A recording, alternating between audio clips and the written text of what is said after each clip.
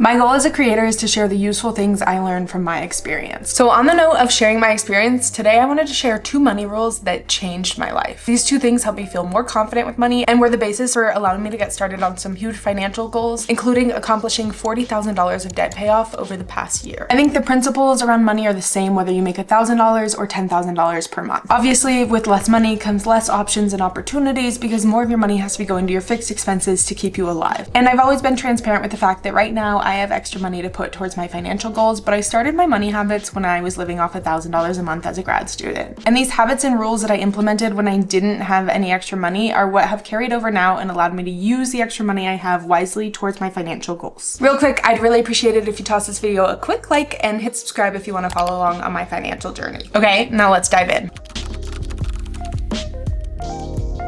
Rule number 1 is to track every dime. This isn't just budgeting, though I do believe in having targets for every single month and knowing what you're spending overall. But it's literally writing down every single bit of money that comes into and out of your account and what purpose it was for. I started doing this because I realized I was spending money without really noticing. My quality of life wasn't any better from the money I was spending, and I wanted to know where it was going. A coffee here, a $20 Target run there, and suddenly I was wondering where my paychecks were. And then when it came time to spend on things that I really cared about, there was no money to do it. Now I track everything, whether it's a $2 or $200 purchase. There's no item that's too small. It might sound tedious, but I promise it becomes second nature, and honestly, this routine takes me 5 minutes a week. And the clarity that it gives you is unmatched. Now, what exactly have I learned from doing this? First, it's not about judging my spending, it's about knowing where my money's going. Second, small leaks sink ships. Say that 3 times fast. Tracking shows me where those leaks are and how quickly small expenses can add up to big spending. And third, of course, it helps me spend more intentionally. When I know I'm gonna track it, I pause before buying and think about how it impacts my life. I personally use a spreadsheet that I built to manage this, but there's lots of other tools out there as well. Whether it's an app, a spreadsheet you build yourself, or even pen and paper. I like my spreadsheet for a lot of reasons, but one of the big ones is that when I input my expenses, it automatically calculates where I'm at related to my target every single month. I can also manage my money before I even swipe my credit card by assigning expenses to certain categories. This allows me to know that I've set aside money for specific areas and helps me understand how much I have left over to reach other goals. The money that I assign also carries over in a bucket for that category month to month, so I can account for variability in my spending. I sit down once per week, usually on a Monday, and track all of my expenses for the past week. I go through each of my credit cards and bank statements and quite literally just log the amounts, a quick little note on what it was for and what category it was for. Not only does this allow me to know that I'm spending money that I have and how much, I can also periodically reflect on my quality of life and how it relates to my spending. Personally, I find that I'm overall happier and more satisfied when I am having experiences, sharing good food with others, going to sporting events, camping, versus when I'm buying items like clothing or knickknacks. So if I'm in a rut and not feeling super fulfilled, I can usually also look back at my spending and see that there were more impulse purchases that gave me that quick dopamine hit but didn't actually lead to improving my quality of life. And then I can know that I've been spending out of alignment and that money is technically, quote, a waste. This helps me think through purchases before I make them because I've seen a direct impact on how my spending impacts how happy I am. So tracking my spending not only helps me spend on target with my financial goals, but also on things that make my life better.